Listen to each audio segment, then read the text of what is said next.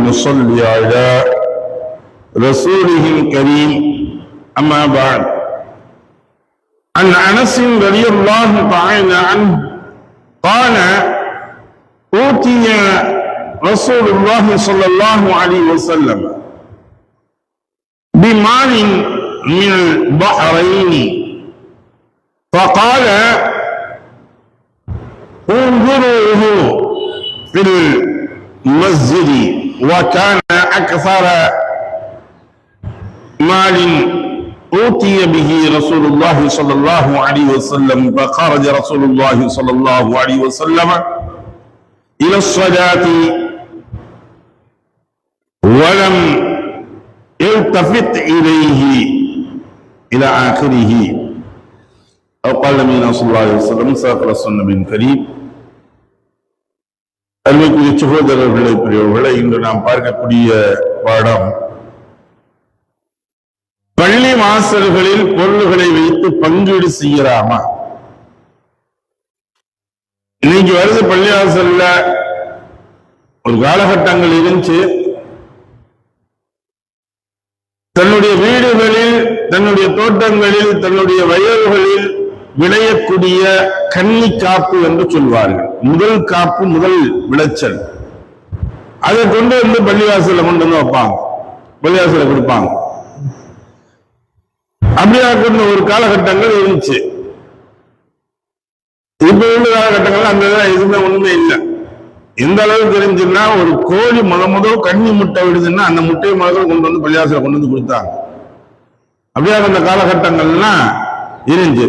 இந்த இதெல்லாம் வாங்கி வச்சு என்ன செய்வாங்கன்னா, பள்ளிவாசல் வைக்கையில ஜும்மாவுடைய நாள் அன்னைக்கு ஏலத்தில் விடுவாங்க. அல்லது அங்கு அப்ப இருந்தது சாபுகள், இந்த லவமார்கள் என்பது இருந்தாங்க, அவங்கதான் இருந்தாங்க. ஆடியவங்கள் இல்லாமல் இருந்து வச்சுட்டு இருப்பாங்க. அவங்களுக்கு சம்பளங்கள் இருக்காது. இதை வச்சுக்கிட்டு அவங்க அப்படியே மெயின்டெனன்ஸ் பண்ணிட்டு போயிட்டே இருப்பாங்க. அந்த காலகட்டங்கள் அப்படி இருந்துச்சு.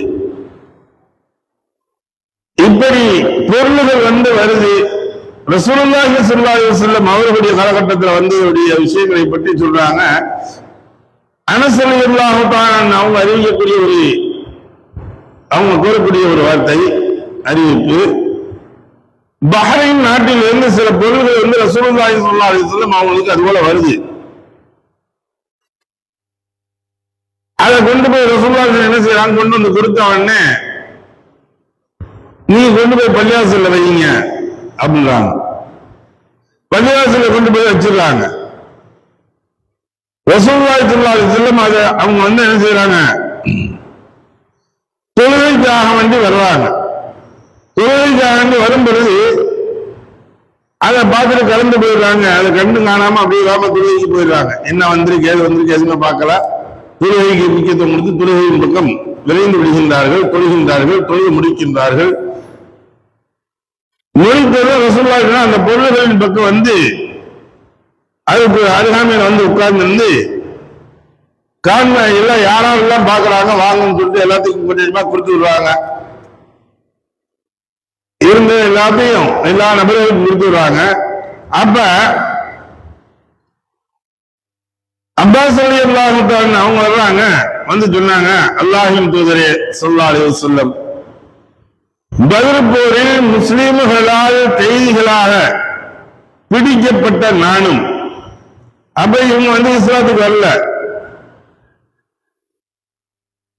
அப்பாஸ் ரலியல்லாஹு தஆலா அவங்களுடைய பெரிய தந்தை அவர்கள் இஸ்லாத்திற்கு வரவில்லை. அப்பாஸ் ரலியல்லாஹு தஆலா முன்னாடி வந்தாங்க.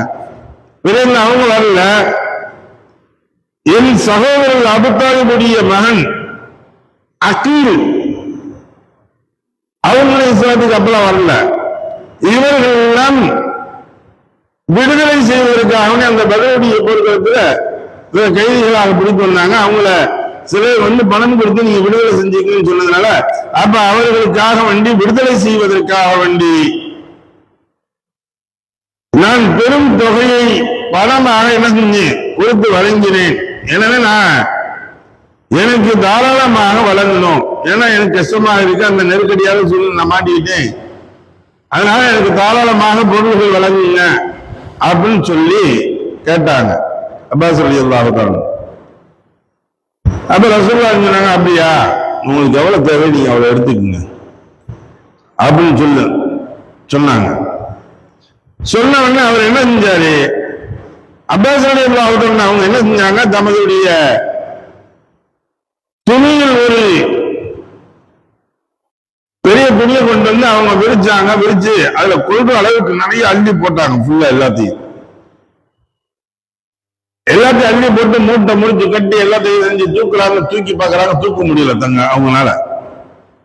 உடனே சொன்னாங்க, அல்லாஹ்வின் தூதரே, யாராவது சில அனுப்பிச்சு வைங்க, இதை தூக்கி முதல்ல மட்டும் வச்சு விடுங்க, நான் கொண்டு போயிடுறேன் அப்படின்னா. சொன்ன உடனே ரசூலுல்லாஹி சொன்னாங்க, அப்படிலாம் செய்ய முடியாது, நீ தூக்கிட்டு போ. யாருல அதெல்லாம் நான் தூக்கி வைக்கலாம் சொல்ல மாட்டேன், நீங்க தூக்கிட்டு போங்க. அப்ப ஒண்ணு அவங்க நினைஞ்சாங்க, கொஞ்சத்தை எடுத்து தூக்கி போட்டுறாங்க. அப்ப ரெண்டாவது அவங்க சொல்றது, சரி யாருன்னு நீங்க சொல்ல மாட்டீங்க, நீங்களாச்சும் தூக்கி வைங்கன்னா நான் கொண்டு போயிடுறேன் அப்படின்னாங்க. அவங்க சொல்றாங்க, ரசூலுல்லாஹி இல்ல, நான் தூக்கி வைக்க முடியாது, யாரும் தூக்கி வைக்க மாட்டாங்க, நானும் தூக்கி வைக்க முடியாது, நீ கொண்டு போ. பார்த்தாங்க, தூக்கி பார்த்தாங்க, முடியல. கொஞ்சம் அதுல இருந்து எடுத்து போட்டாங்க. எடுத்து போட்டு பழையபடியும் பார்த்தாங்க, தூக்குனாங்க, தூக்க முடியல. அப்பயும் அதையும் சொன்னாங்க, யாரும் இருந்தா யாராச்சும் அனுப்பிச்சு தூக்கி வைங்க அப்படின்னா. அப்ப சொன்னாங்க ரசூலுல்லாஹி, யாரும் அனுப்பிச்சு வைக்க முடியாது. சரி நீங்களாச்சும் நீங்க, நானும் தூக்க முடியாது, போ தூக்கிட்டு போ. ஏன் அப்படின்னா ரசூலுல்லாஹினுடைய இவங்கெல்லாம் சகோதரர்கள், பெரிய தந்தை சிறிய தந்தையுடைய மகன்கள் தான். அப்ப அவங்க சொல்றாங்க, அப்பாஸ் ரலியல்லாஹு அன்ஹு, நான் மேற்கொண்டு கொஞ்சத்தை எடுத்து வச்சு ரசூலுல்லாஹி சொன்ன போய் நானு கேட்கல, மேற்கொண்டு அதுல கொஞ்சத்தை எடுத்து வச்சுட்டு ஒரு சிரமப்பட்டு மேலும் சிலதை எடுத்து வைத்து விட்டு சிரமப்பட்டு என்ன செஞ்சேன், தூக்கிட்டு ஒரு வழியா என்னால முடிஞ்ச அளவுக்கு நான் அதை குறைச்சு தூக்கிட்டேன். தூக்கியதற்கு தூக்கி சென்றேன். மேலும் அதை தூக்கிட்டு போறத ரசூலுல்லாஹி பார்த்துக்கிட்டே இருந்தாங்க. எதுவரையும் பார்த்தாங்க, அவர்களுடைய கண்ணுக்கு எட்டிய தூரம் இருக்குது, அதுவரை மறையும் வரை ரசூலுல்லாஹி பார்த்துட்டு சொன்னாங்க, அவரது பேராசை எண்ணி உயர்ந்தவர்களாக அவரையே பார்த்து கொண்டிருந்தனர். நபி ஸல்லல்லாஹு அலைஹி வஸல்லம் அவர்கள் அவ்விடத்தில் இருந்து எழும் பொழுது ஒரு வெள்ளி காசு கூட அங்கு மீதமாக இருக்கவில்லை. இந்த விஷயத்தில் ரெண்டாவது நம்ம பார்க்கக்கூடிய விஷயங்கள், அடுத்தவங்களுக்கு கொடுத்தாங்க, தன்னுடைய சிறியவர்களுடைய முறைகளில் இருக்கக்கூடிய நபர்களாக இருக்கட்டும் அல்லது தன்னுடைய சொந்தங்களாக இருக்கட்டும், அவங்களுக்கு கூட கொடுத்தாங்க. நீங்க எடுத்துட்டு போங்க, உங்களால முடிஞ்ச எடுத்துட்டு போங்க, எல்லாத்தையும் கொடுத்தாங்க. ஆனா தனக்கு எடுத்துக்கல. ரசூலுல்லாஹி என்ன செய்யற, தனக்கு எடுத்து வைத்துக் கொள்ளவில்லை. பிறருக்காக வேண்டி சில ஹதீஸ்கள் வரும், பிறருக்காக வேண்டி வாங்கப்பட்ட கடன்களுக்காக வேண்டி ரசூலுல்லாஹி அது கொடுத்திருக்காங்க. கடன் வாங்கியிருப்பாங்க, ஒரு நபர் சொல்லுவார், யார் சொல்லா எனக்கு இவ்வளவு கஷ்டமா இருக்கு, இதா இருக்குன்னா, அப்ப இவங்க யார்ட்டாச்சும் இருந்தா கொடுங்க, நான் கொடுத்துடுறேன் அப்படின்னு சொல்லி கேட்டு வாங்குவாங்க. வாங்கிட்டு அவங்க கொடுப்பாங்க. கொடுத்த உடனே அந்த காசை எடுத்து ரசூலுல்லாஹி அந்த பொருளை தொகையை கொடுத்து விடுவாங்க. அதுக்கு பிறகு இது போல அன்பளிப்புகள் கனிமத்துகள் வரும் பொழுது ரசூலுல்லாஹி அந்த கொடுத்து அழைப்பாங்க. அது அவங்களுக்காக வேண்டி வாங்கியிருக்க மாட்டாங்க, அவர்களுடைய தேவைக்காக வேண்டி வாங்கினது இல்லை, பிறருக்காக வேண்டி.